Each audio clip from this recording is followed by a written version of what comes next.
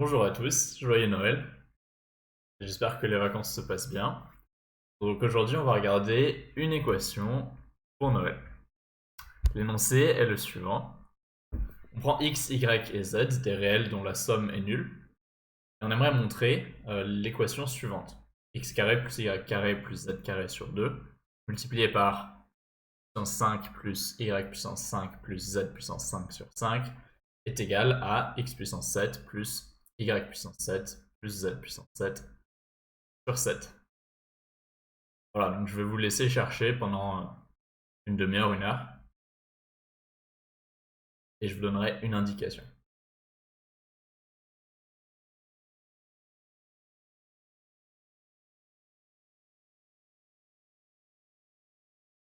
Très bien. Pour ceux qui en ont besoin, voici un indice. Je conseille d'introduire un polynôme de degré 3 intéressant.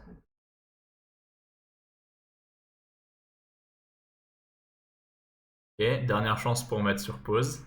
Sinon, on va directement passer à la solution. Donc le polynôme qu'on aimerait poser, c'est le suivant. P de x est égal à x moins petit x fois x moins petit y fois x moins petit z. C'est-à-dire le polynôme de coefficient dominant 1 de degré 3 dont les racines sont exactement x, y et z.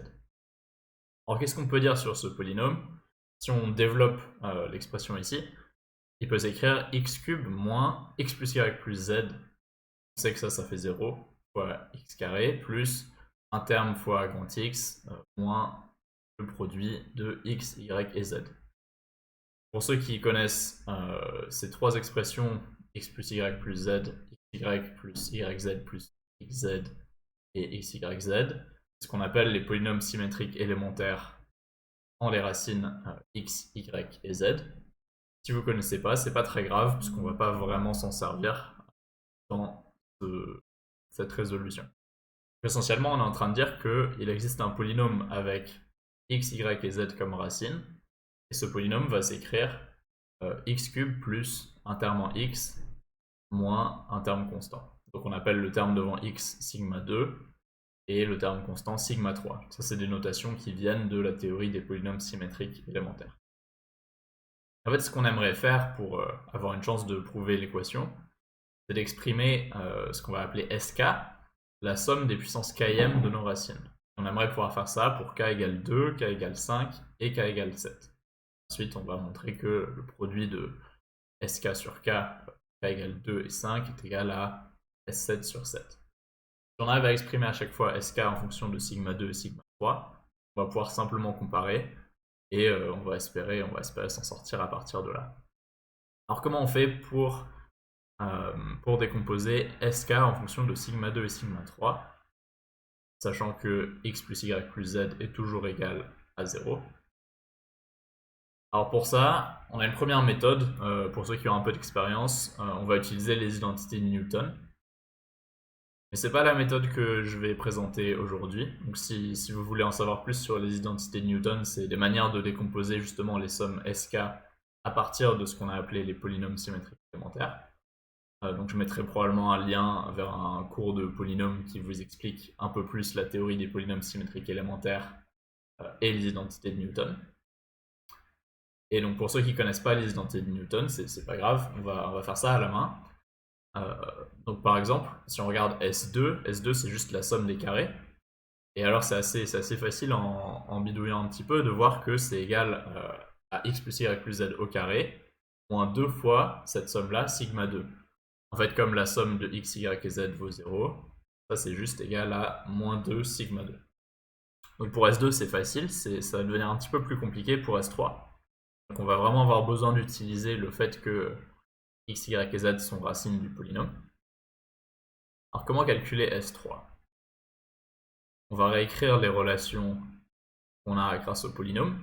C'est que x, y et z sont racines. Donc on a les trois relations suivantes.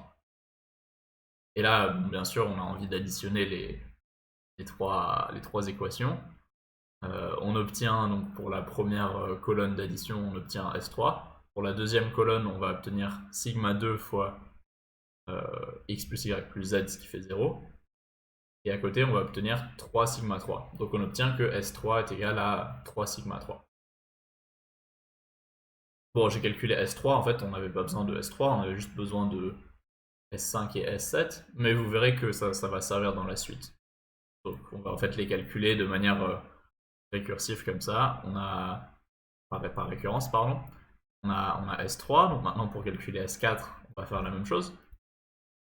On va réécrire les relations, mais on va les multiplier par X, Y et Z. On a maintenant, en additionnant, on a une relation qui relie S4, S2 et S1, mais S1, on sait que ça fait 0.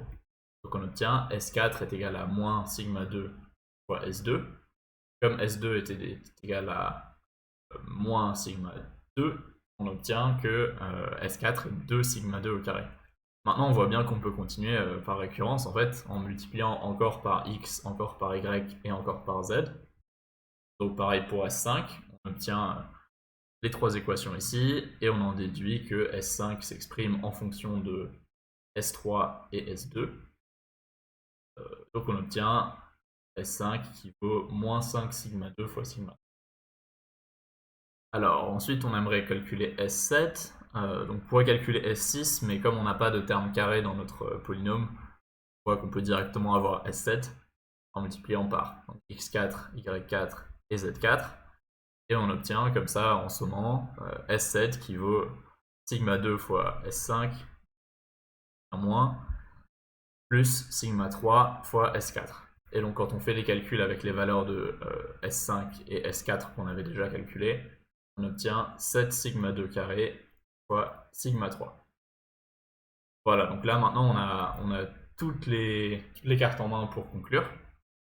On a S2, S5 et S7 en fonction de sigma 2, sigma 3. Et avec ça, bah, c'est très facile de voir qu'on a le produit S2 fois S5 divisé par 2 divisé par 5 est égal à S7 divisé par 7. Et on a gagné. Voilà. Merci pour votre attention. N'hésitez pas à aller voir un peu plus sur les identités Newton, puisque c'est essentiellement comme ça qu'on les redémontre. Et si vous connaissez déjà, très bien. J'espère que vous passez de bonnes vacances.